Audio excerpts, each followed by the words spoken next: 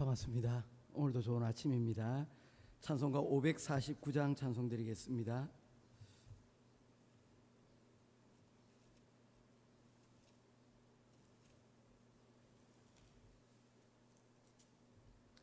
찬송가 549장 내 주여 뜻대로 행하시옵소서.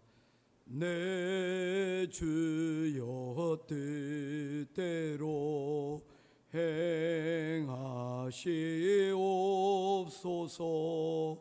온 몸과 영혼을 다 주께 드리니 이 세상 고락간 주 인도하시고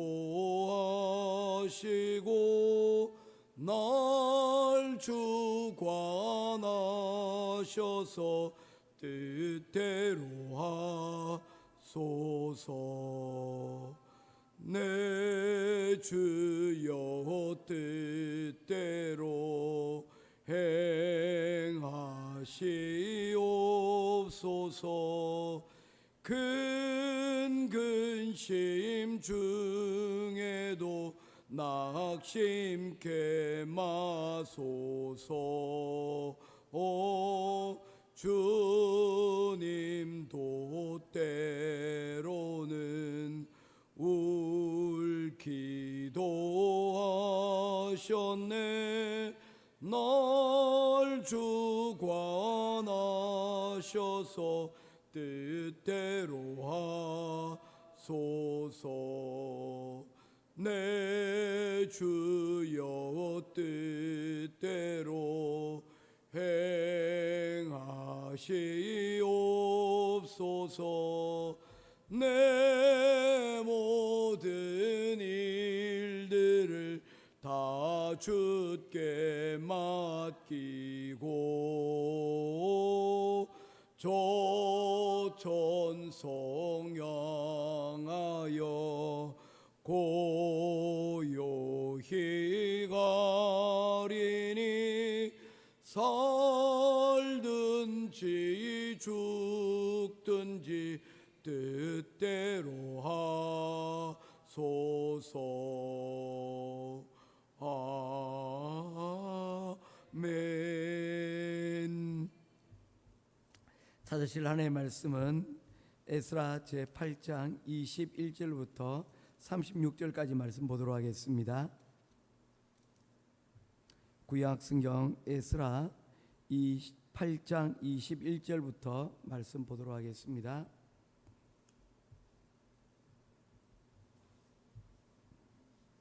한 절씩 교독하겠습니다. 그때 내가 아하와 강가에서 금식을 선포하고 우리 하나님 앞에서 스스로 겸비하여 우리와 우리 어린 아이와 모든 소유를 위하여 평탄한 길을 그에게 간구하였으니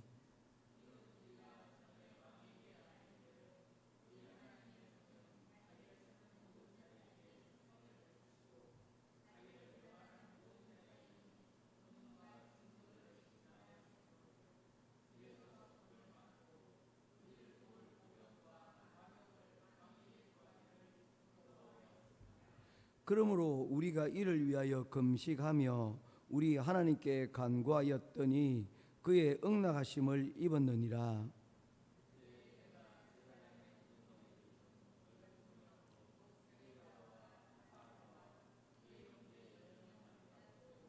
그들에게 왕과 모사들과 방백들과 또 그곳에 있는 이스라엘 무리가 우리 하나님의 성전을 위하여 드린 은과 금과 그릇들을 달아 주었으니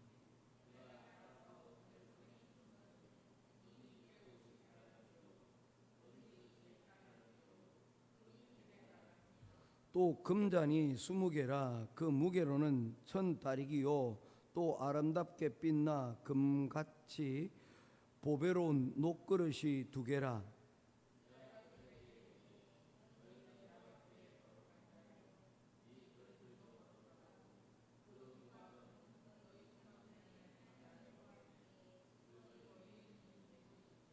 너희는 예루살렘 여호와의 성전 골방에 이르러 제사장들과 레위 사람의 우두머리들과 이스라엘의 족장들 앞에서 이 그릇을 달기까지 삼가 지키라.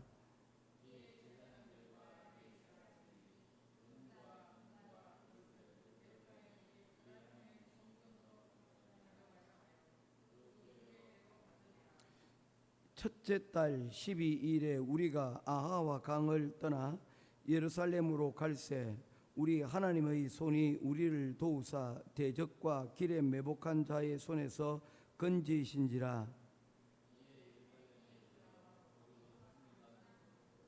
제사일에 우리 하나님의 성전에서 은과 금과 그릇을 달아서 제사장 우리아의 아들 머레모스의 손에 넘기니 비느하스의 아들 엘라살과 레위 사람 예수아의 아들 요사박과 빈누이의 아들 노야다가 함께 있어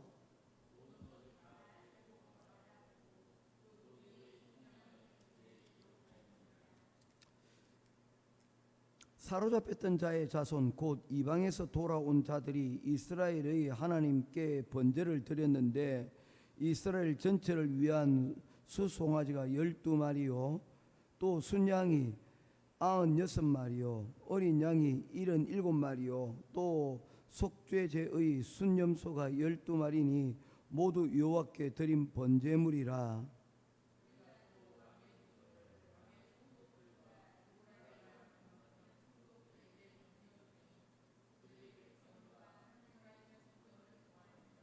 아멘.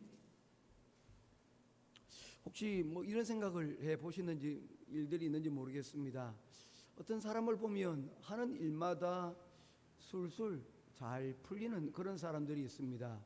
그래서 뭐 휴지 보니까 잘 풀리는 집 해가지고 뭐 그런 이름의 화장지도 팔더라고요.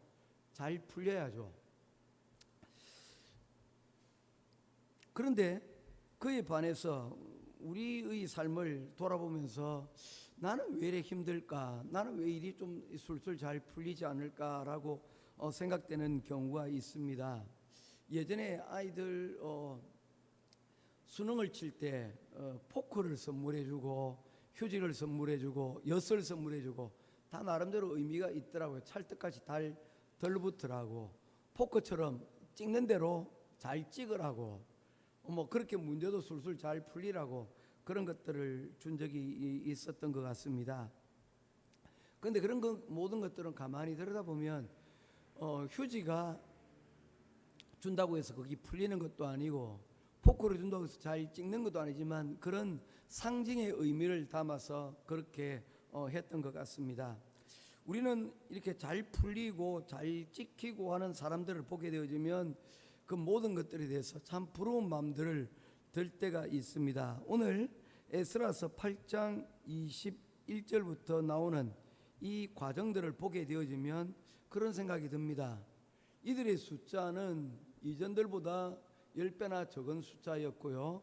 거기에다가 그들이 하는 일들이 보게 되어지면 굉장히 조금 약해 보이는 듯한 그런 모습들이 있습니다. 왜냐하면 1차, 2차, 3차 포로교환 가운데서 1차 포로교환 때도 그랬고 3차 포로교환 때도 그렇고 그 포로교환에는 총독의 함께 그들과 동행을 하였다는 것입니다. 스룹바벨이 동행을 하였고 느헤미야가 왕의 명령을 받은 행정가로서 그곳에 파견되어지는 총독의 임무를 가지고 함께 군대들과 함께 이 모든 여정에 함께 하였습니다. 그런데 지금 이 에스라가 추진하고 있는 2차 포로교환에는 이런 행정가의 모습이 등장하고 있지 않습니다. 그들은 제사장의 무리였습니다. 그래서 그들은 이 일에 대하여서 고민하고 그리고 또한 이 문제에 대해서 어려움을 겪고 있었습니다. 그런데 그들은 이 모든 일에 대하여서 왕에게 도움을 구하지 않습니다. 22절입니다. 같이 읽겠습니다.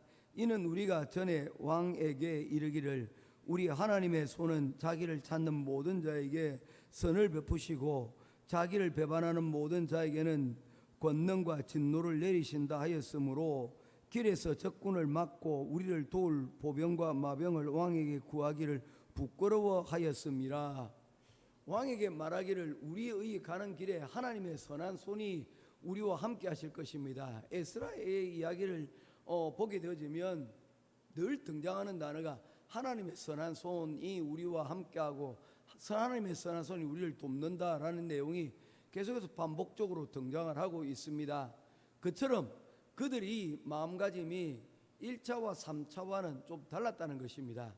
물론 1차와 3차에도 역시 예루살렘에 대한 또한 하나님에 대한 그리고 자신의 백성들에 대한 그런 뜨거운 마음들이 있었지만 2차에서는 그들과는 또 다른 마음들이 있었습니다. 그들은 오로지 다른 것이 아닌 예배를 일으키고 예배에 대한 하나님에 대한 이런 예배를 부응하겠다는 그런 마음으로 그들이 그곳 가운데 갔기 때문입니다. 다른 것 아무것도 여러분 고려하지 않았습니다. 오로지 뭐만 여러분 그들이 생각을 하였습니까? 어떻게 하면 이 예배를 통해서 민족을 다시 한번 더 영적으로 여러분 이렇게 세울까라는 그것 외에는 다른 관심이 없었습니다. 그랬기에 그들은 끊임없이 하나님의 선한 손이 이걸 돕는다고 하였는데 그들이 그 가는 여정 가운데서 왕의 손길을 여러분 요구를 하고 그것을 강조를 하게 되다 보면 자칫 왕의 오해를 살 수도 있는 것 아닙니까? 말로는 하나님 믿는다고 하나님이 선한 손이 돕는다고 해놓고는 나한테 기대는 것 결국엔 나한테 기대는 것 아닌가라고 생각이 들지 않겠냐는 것입니다. 게다가 또 하나 더 생각해 봐야 될 것은 그들이 지금 이 모든 일들을 앞두고 그들이 지금 아하와 강가 앞에서 모여서 함께 금식을 선포하고 기도하는 내용들도 바른 이런 내용들과 함께 맥락을 같이 하고 있다는 것입니다.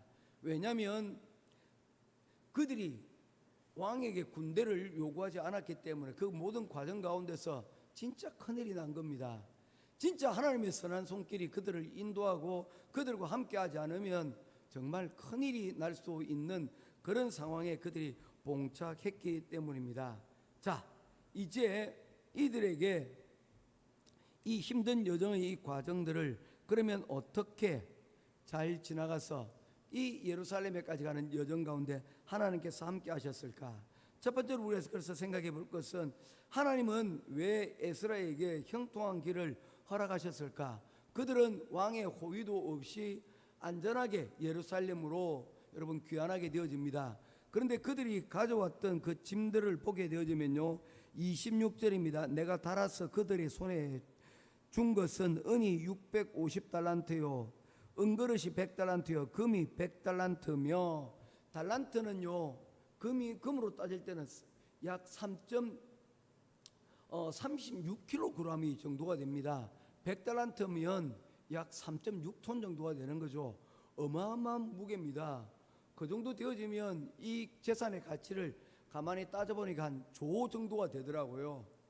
어마어마한 양의 여러분 재산을 들고 그들이 이 과정을 거쳐서 예루살렘으로 안전하게 도착하는 것은 쉽지가 않은 일입니다. 왜냐하면 그들이 가져가는 이 재산들을 그곳에서 욕심을 내는 사람들에게서는 굉장히 여러분 중요한 먹잇거리 중에 하나였기 때문입니다. 그럼에도 불구하고 그들은 이 긴 여정을 왕의 신임을 얻고 많은 예물을 받고 그들이 통과를 하였습니다. 그런데 그곳에는 하나님의 특별하신 이유가 있다는 것입니다. 형통은 목적이 아니라 사명을 위한 준비 과정이었다는 것입니다.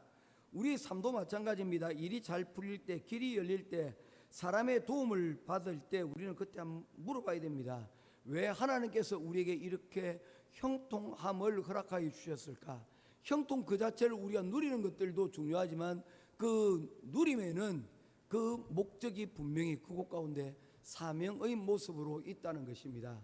그래서 축복과 은사는 서로 조금 같은 것이지만 조금 다른 것이 있습니다. 축복은 우리가 그냥 받아서 누리면 되는 것이지만 은사는 우리가 받은 것을 우리가 누릴 뿐만 아니라 무엇을 해야 됩니까? 사명을 위해서 사람을 세우고 교회를 세우고 또한 하나님의 사명을 그곳 가운데 반드시 연결시켜야 된다는 것을 말씀을 하고 있는 것입니다. 오늘 우리에게 주어진 하나님의 형통은 무엇입니까?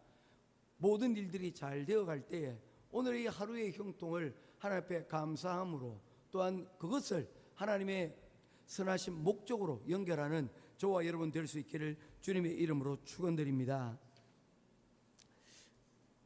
그래서 그들이 도움을 구하지 않은 것은 바로 그들이 하나님을 신뢰한다는 그런 고백한 믿음을 지키기 위해서라는 것입니다.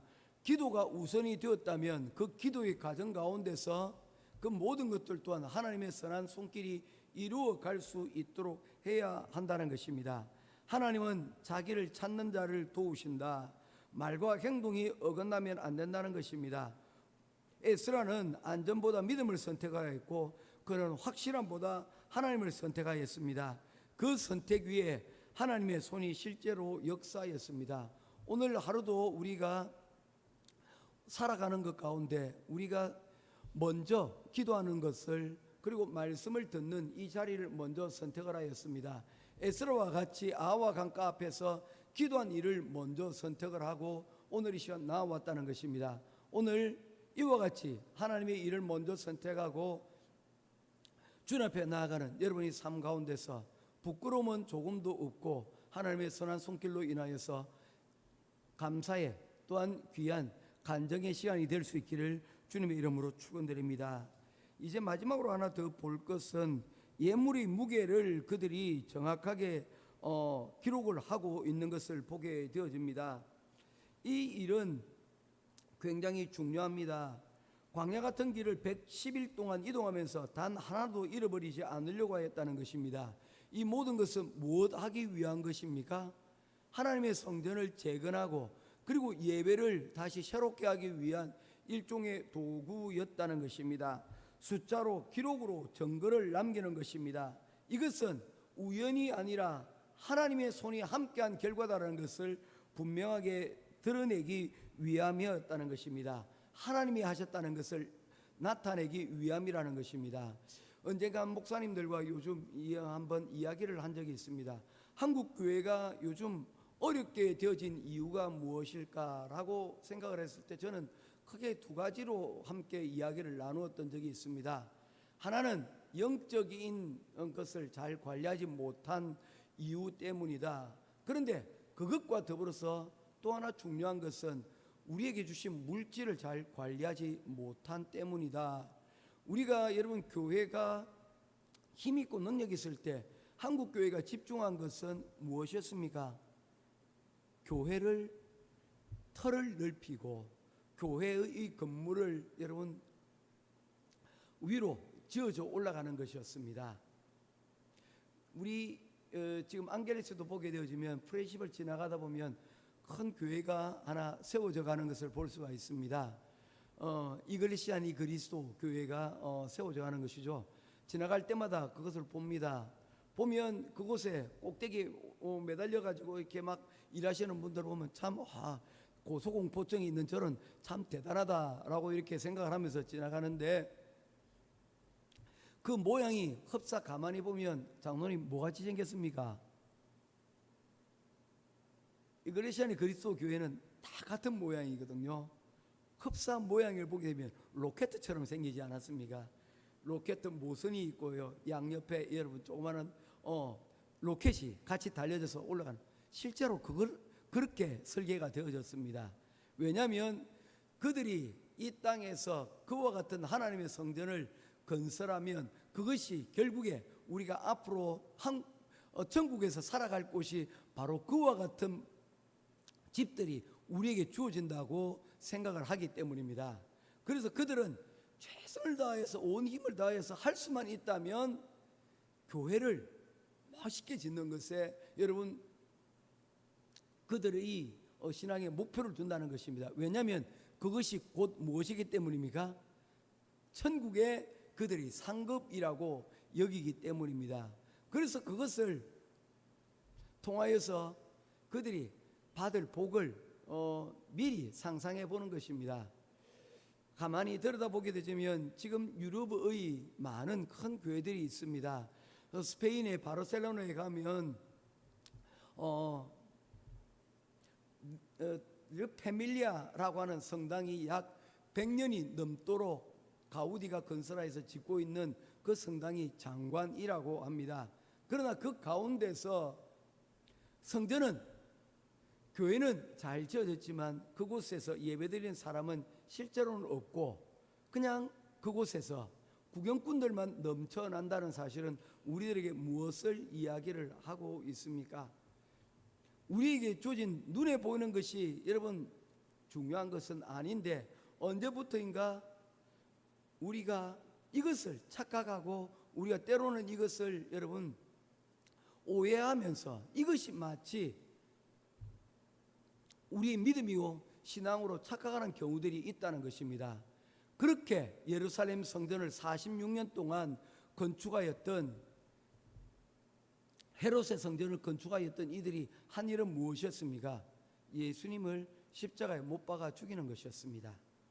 하나님이신 성전의 주인이신 예수님께서는 이 성전을 헐라 내가 사흘 만에 다시 일으키겠다라고 말씀하신 것은, 예수님께서, 하나님께서 원하시는 성전은 기능적인 것이지 이 성전이로 통하여서 사람들에게 을 압도하기 위한, 사람들에게 이 건물로 그 사람들을 여러분 올가매기 위한 그런 방법이 아니었다는 것입니다.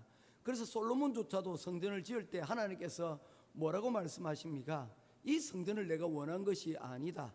그러나 이 성전 가운데 내가 함께 있으려고 하는 것은 그의 아버지 다윗으로부터 시작되어진 하나님에 대한 그의 마음을 알기 때문이었습니다. 그래서 그들이 그곳을 하나님께 기도하기 위한, 만민을 위한 만민의 기도처가 되는 것을 그들이 여러분 원한다는 것을 알았기 때문입니다. 그런데 예수님 당시에 그 성전은 어떠하였습니까? 그곳에서 장사하고 성전의 안의 기능뿐만 아니라 성전 바깥에서 여인들의 뜰과 그리고 이방인의 뜰로 부르는 그곳에서 예배하는 그곳들을 무시하고 그곳에서 예배를 드리지 못하게 결국에는 방해하였기 때문입니다. 결국에 그 모든 것들이 여러분 무너지는 성전을 대변하고 있었던 것이 아닙니까? 물질 관리를 잘 못하였기 때문이죠. 오늘날에 여러분 한국 교회가 힘들어지는 것들도 두 가지 이유가 같이 여러분 이루어지는 것입니다. 넉넉할 때, 한국 교회가 부흥할 때에 교회를 짓는 일들에 너무나도 큰 힘을 쏟아버렸습니다. 지금도 여전히 그런 일들은 반복이 되는 것 같아요. 그런데 그런 것뿐만 아니라 요즘의 어떤 교회들에 있어서는 복지센터를 여러분 지어서 그곳에서 예배를 드리고, 그리고 그것을 여러분 시에 여러분 기부 체납하는 교회들도 있는가 하면, 어떤 교회들은 학교에 강당을, 학교와 여러분 서로 조인을 하고 학교에 강당을 짓고 그곳에서 평소 때는 학교의 학생들을 여러분 키워내고 믿음으로 신앙으로 키워내는 일들을 쓰도록 하고, 또한 그곳에서 주일에는 예배를 드리고, 또한 운동장에서 여러분 함께 협업하는 그런 과정들도 여러분 있는 것을 보게 되어집니다.